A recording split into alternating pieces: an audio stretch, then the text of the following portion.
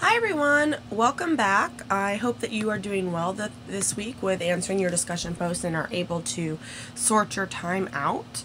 I know that there's a lot of stuff back to back, but as we keep going through, hopefully it'll become more and more routine. This will be a lot shorter than our last lecture. And I wanted to share with you a little something about religion and education when we're talking about multiculturalism. A lot of research actually shows that religion is a topic that goes unexplored in talking about multicultural education, and especially with pre-service teachers. So it's really interesting to me to look at these different concepts and arguments within the literature regarding religion and seeing what kind of synthesis that you're able to do as we go through this. Remember, with our theme of this willingness to be disturbed, I think that this is a topic that oftentimes becomes, it might make people uncomfortable, and we might have some people would use the word controversy when talking about these issues, and so that's why I think it's so important that we do have these conversations. I come from a place where I grew up Southern Baptist, so even though I was in a more liberal community per se, I was a part of the Southern Baptist community in Florida. So it was always really interesting to me to think about different religious groups. And growing up as part of a Southern Baptist group, that still would be considered under the sect of Christianity. So the different privileges and stuff that we've read about this week are things that I didn't necessarily think of growing up, even though I grew up in a community where the school board here, there's a high population of students who are Jewish, so we got Jewish holidays off, which is not something you necessarily see in other school districts. So this has been an interesting topic for me to explore as I've gone through my studies of social justice. Okay. So a couple of important key concepts for us to talk about are things that came out this week, and I'll start with some of the bigger picture ones. So I use this word Christian privilege that I borrow from the scholar Blumenfeld. And this is talking about, much like when we talked about white privilege, things that we don't necessarily recognize, privileges that we gain. So Blumenfeld just finds Christian privilege as, quote, a seemingly invisible, unearned, and largely unacknowledged array of benefits accorded to Christians, with which they are unconsciously walk through as life as if they are carrying a knapsack tucked over their shoulders, much like the way Peggy McIntosh uses white privilege. This system benefits those identifying with Christianity while subordinating members of other faith communities as well as non-believers. So, end quote. So when we're thinking about, as we're reading through, especially James's piece here, there are certain things that have become so normalized that we don't necessarily recognize, oh, well, this is a privilege that is occurring in schools because it's something that's such a normal practice. And unless you are not part of that group that practices in this way that is normative, you may not necessarily realize that this is happening. So as we're thinking about examining these biases, whether they be conscious or unconscious, I'm going to turn to Senso and D'Angelo's chapters where they talked about the differences between prejudice and discrimination. They define prejudice as it's a learned prejudgment. So remember that idea of socialization, how we've been socialized into thinking a certain way. And it has to do with your thoughts, your feelings, your attitudes, your assumptions, and they're based on groups. So this is this idea of stereotyping. You're making generalizations toward one group. This may be conscious or unconscious. So these prejudices, we all have them. Now, when you act towards these certain prejudices towards a group, that is how they're defining what discrimination looks like. And then it is a combination of both the prejudice and the discrimination that occur when oppression occurs. And again, this discrimination doesn't necessarily have to look like the type of terrorist attack that we saw in Charleston last week. This could be through institutional powers and systemic types of systems that we're talking about that operate, that discriminate against certain groups each day. So oppression then is the prejudice and discrimination of one social group against another, backed by institutional power. This often occurs at a macro level. So we're seeing this through acts of sexism, racism, classism, ableism, heterosexualism, and I've added to their definition religious privilege as well. So some examples that we were able to read more specifically this week showed up through the documentary Real Bad Arabs, where Dr. Shaheen talks about, the last 20 minutes he specifically talks about Islamophobia, and that's what I'm going to focus on. But the whole documentary itself does address different representations of people who are people who are from an Arab region. And he distinguishes this, that some Muslims are Arab, but not all Muslims are Arab. Arab has to do with the nationality of where people are from. But we, in society as abroad, people perceive people who are Arab as all Muslim, and that's actually not true. But regardless of whether or not it's true that Arabs are Muslim, this idea of Islamophobia exists in society, and we've especially seen this post 9/11. And there's an interesting article here in The Atlantic if you'd like to read this more. I've put up the link. But essentially, Islamophobia is a fear of those practicing Islam, and it's especially rooted in this political force. So the way that we have framed Muslims as terrorists, and we've seen this a lot in the media of terminology, and not just in the media through the news media, but also through the movies. And Real Bad Arabs really points that out, how the perception of people who are Arab or Muslim, because a lot of times, like I said, people misrepresent and associate people together, what that actually looks like. And then on the same side of the fear aspect, we see Orientalism, which is a way of seeing an image that distorts the differences and exaggerates of Arab peoples, of cultures, to that of Europe and the U.S. It often involves seeing Arab culture as exotic, backward, uncivilized, and at times dangerous. So there's a really interesting website that talks about this in further detail that, again, I've included here should you be interested in learning more. And then in the Rubin piece, he speaks about the anti-Semitism and how this is something that really he has found is not a part of critical pedagogy, social justice, multicultural ed courses, something we don't talk about. And interestingly, for a piece that I was working on, I was looking at some of the FBI statistics in this country, and for one, the majority of hate crimes in this country are still religiously based. There's definitely probably an intersection of race here as well, but the most recent statistics actually showed that the religiously based hate crimes were anti-Semitist. So clearly, this is something that we've not evolved past, and we need to continue to address this as a society and re-inform our knowledge about this.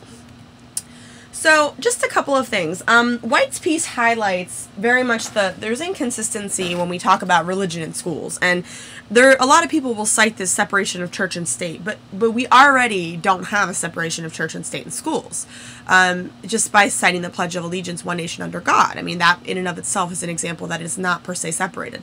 The way that the holiday breaks are situated in public schools, they're centered around a Christian calendar, and the dominance of certain holidays that are celebrated, and as White argues, even though people will say that these are secularized, they still are based out of Christian holidays.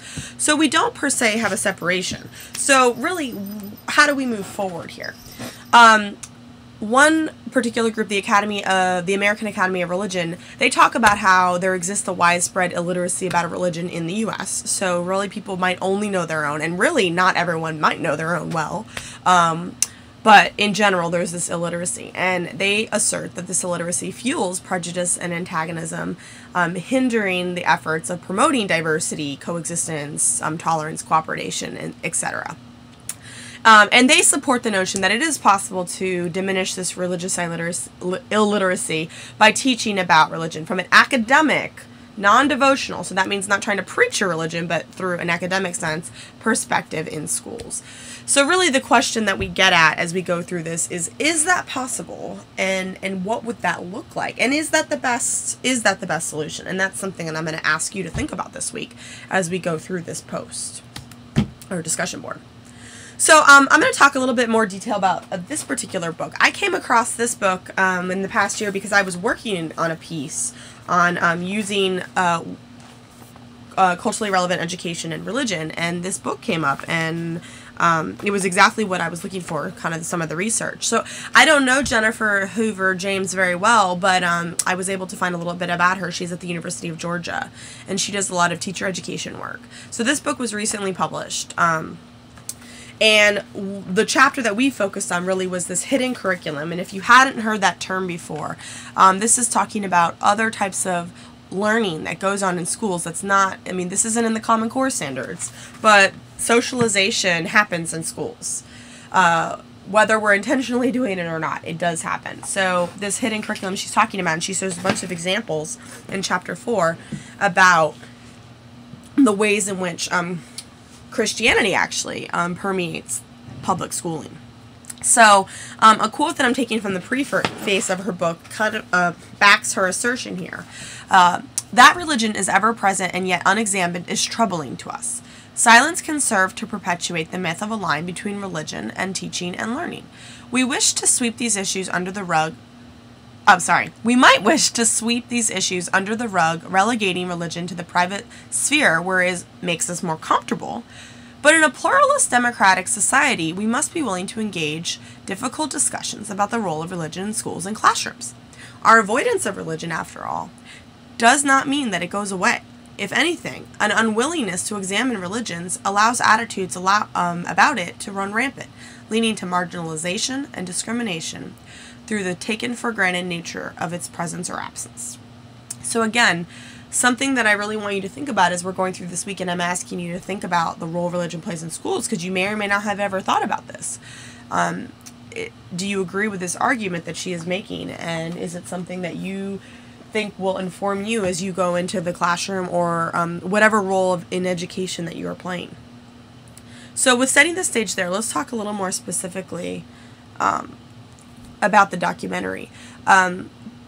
Dr. Jack Shaheen, he actually wrote a book before this documentary came out, and he examined more than 1,000 films, which he goes through in such detail. And it's interesting because there are certain films in there that I would have never thought of. Like, for instance, Father of the Bride. That was always, like, one of my favorite movies growing up. And I never thought of the sequel, how they represent the man buying the house and his wife, and just the image that portrays and what people think.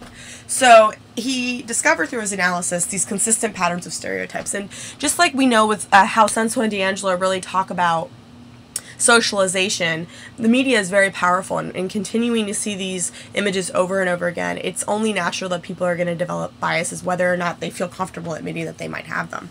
So there's also a really interesting website down here that PBS put out that has a lot of has a lot of information about people who are identify as Arab versus Muslim. If you're interested in learning a little bit more about that, I've included that on there. But so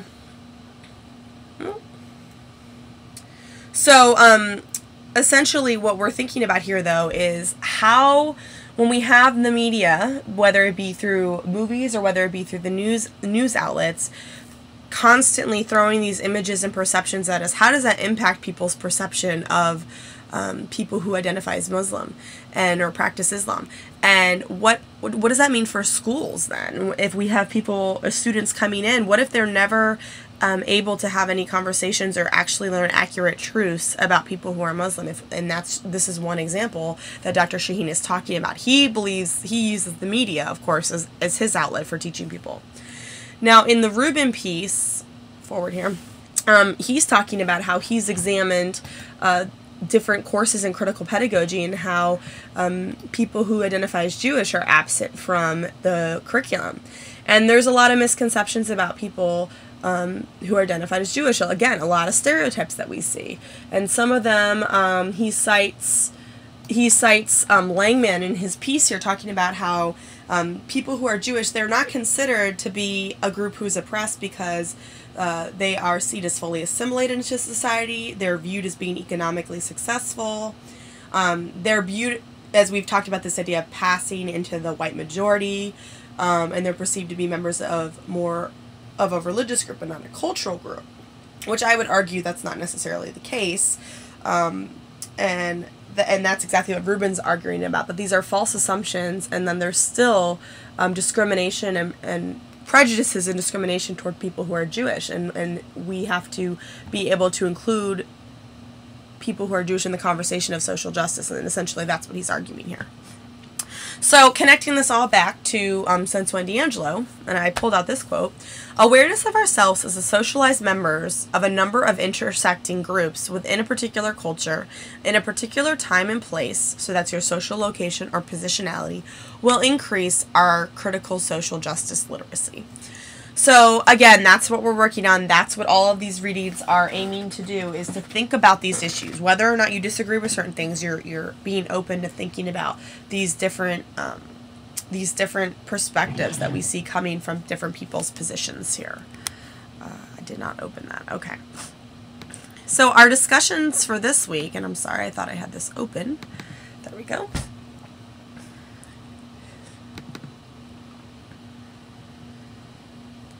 Just 1 second here.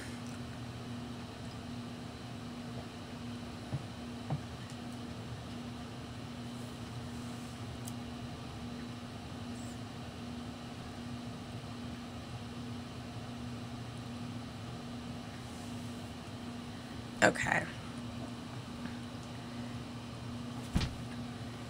And I'll be posting this right after I post the YouTube video. Okay.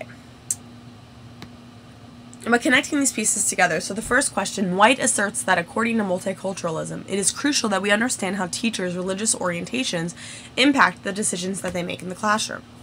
However, the majority of educational research assumes teachers are neutral agents within schools, and this is particularly when we're talking about religion. After reading Senso and DiAngelo's arguments regarding prejudice, discrimination, and oppression, respond to White's assertions about teachers' understanding of their religion. And I've also included here, or lack of religion. If a teacher or student, like we could think about those who don't ascribe to religion. They're either identified as atheist or agnostic orientations. So think about that. This is a really complicated issue here. Where is the line drawn? For some of us, then that's another thing to think about. Depending on what religion you practice, you may or may not be able to hide your religion. So that's an important thing to think about as we're thinking about what impact our religion may have, or our lack of religion may have on our teaching. Okay. The second question, both the documentary Real Bad Arabs and the piece by Rubin discuss religious cultural groups. And I've put together religious and cultural groups in this question because both Muslim and Jewish religious groups have a very cultural aspect to the groups to the religion as well. And that's also misrepresented in how we perceive these groups. So they argue that they're misrepresented with negative stereotypes in society. So similarly, both Shaheen and Rubin argue for more critical awareness to be present in society, and for Rubin it's through education, Shaheen is through media. Discuss these arguments in the arguments present in these pieces using Senso and DiAngelo's explanation of the isms. So they specifically go through these 4 different ways that oppression is current through: historical, ideological, institutional, and cultural. So I'd like for you to kind of think as you're reading, watching the documentary and reading through this piece, of these different ways that oppression is present. And then lastly, using James, discuss the way that religion is present in public schools. And then this is a question that I'm asking you about an agree or disagree this time. Do you agree with her notion that it's a disservice to completely disregard religion from schools? So think about, again, these different arguments, these different perspectives that you're reading, and what role you think teachers play in this as well. Okay. So lastly, so just our to-do list here. Don't forget that you have a Google Hangout on Thursday at 3 p.m. Your groups, I'll send them out in the email again, but just make sure that you, the person who is the leader, initiates the talk.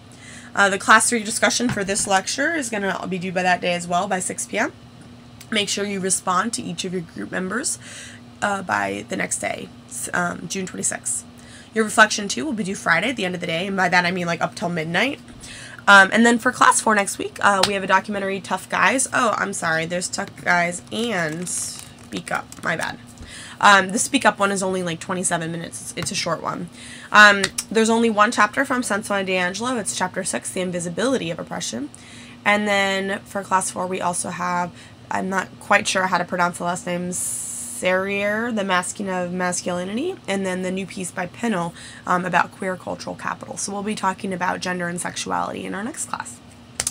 As always, just keep in tune with my emails. I will be contacting you as I'm grading through Canvas. I'm doing a little bit each day, so please let me know if you have any questions about anything. And otherwise, everybody keep up the great work, and I really look forward to continuing to have this dialogue with you.